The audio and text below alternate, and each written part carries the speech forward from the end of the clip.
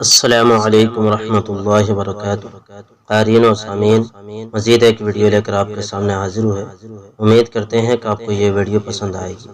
عنوان ہے جانوروں کے تحقیر کا وبال۔ انڈیا کا ایک واقعہ کتابوں میں لکھا ہے کہ ایک بڑے میاں تھے، ان کی وفات ہو گئی تو ان کو کسی نے خواب میں دیکھا تو پوچھا کیا بنا؟ کہنے لگے میری قبر کو جہنم کا گڑھا بنا دیا گیا ہے۔ انہوں نے پوچھا وجہ کیا بنی؟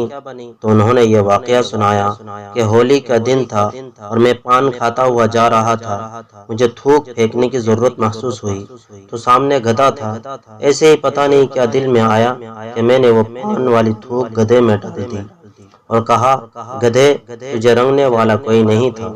کہنے لگے اس بات پر مجھ سے سوال کیا گیا کہ تم نے دشمنوں کے ساتھ جو یہ مشابہت اختیار کی، اس وجہ سے تمہاری قبر کو جہنم کا گڑھا بنا دیا گیا۔ اتنی سی مشابہت بھی پروردگار پسند نہیں کرتی۔ ایک صاحب گورنمنٹ افسر تھے، رشوت کا پیسہ خوب لیتے تھے اور قدرتاً انہوں نے کوٹھی ایسی جگہ لی جہاں مسجد بالکل ساتھ تھی۔ صبح کے وقت مسجد میں اذان ہوئی تو وہ شرابی کبابی بندہ تھا، اس کی آنکھ کھل گئی، اس کو بڑا غصہ آیا۔ اس نے مؤذن کو اگلے دن بلا کر کہا فجر میں میری نیند خراب ہوتی ہے، اذان اسپیکر میں مت دیا کرو۔ اس نے آ کر نمازیوں کو بتایا، نمازیوں نے کہا یہ کون صاحب آ گئے ہیں؟ بھائی تمہاری نیند میں خلل آتا ہے تو تم چلے جاؤ جہاں تمہارا دل چاہے، کیوں مسجد کے ساتھ گھر لیا؟ بوڑھوں نے کہا ہم تو انتظار میں ہوتے ہیں، ہماری نظر کمزور ہے، ہم گھڑیوں کے وقت دیکھ نہیں سکتے، اذانیں سن کر ہم مسجد میں آتے ہیں، مسلمانوں کی آبادی ہے، تم میاں اذان دو۔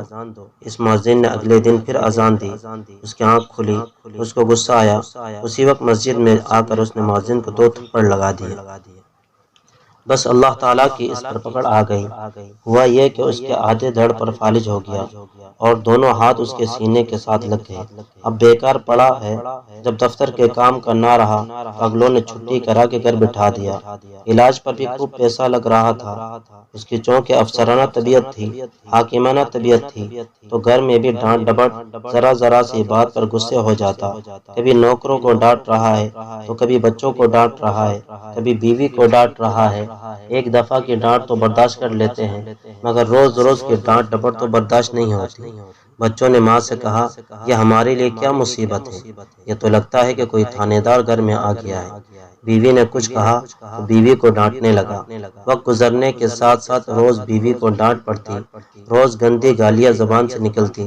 کچھ دن تو وہ برداشت کرتی رہی، اس کے بعد اس نے اپنے بچوں کو ساتھ لیا اور کہنے لگی میں میکے جا رہی ہوں، تو جانے اور تیرا کام۔ وہ اسی بیمار حالت میں چھوڑ کر چلی گئی۔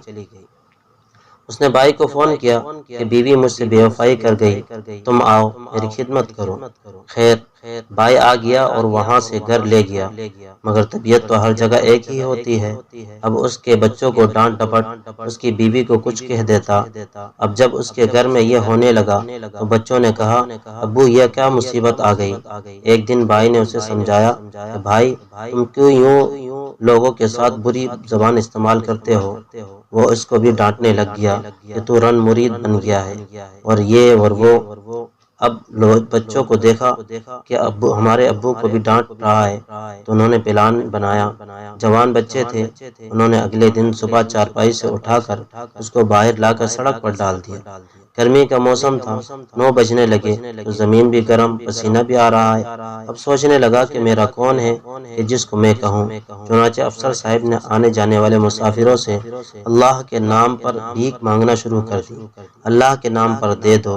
ایک نوجوان بچے کو ترس آیا، اس نے 5 روپے دینے چاہے تو یہ کہنے لگا میں ان کا کیا کروں، مجھے تو بھوک لگی ہوئی ہے، کھانا لاؤ، پانی لاؤ۔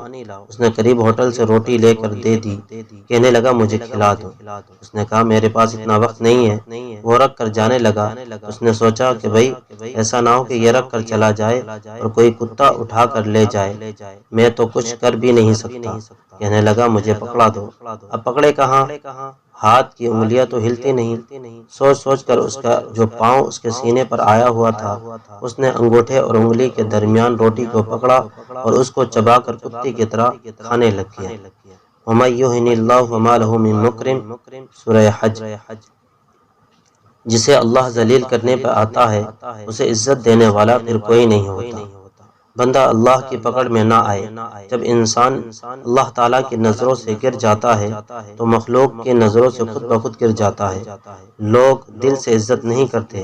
اب یہ جو وقت کے حکام ہوتے ہیں ان کے سامنے تو سب جھکتے پھرتے ہیں، ان کی دل سے عزت کوئی نہیں کرتا۔ ان کے سامنے تو بچھ رہے ہوتے ہیں، جب وہ وہاں سے ہٹیں گے تو بڑی گالیاں نکال دیں گے۔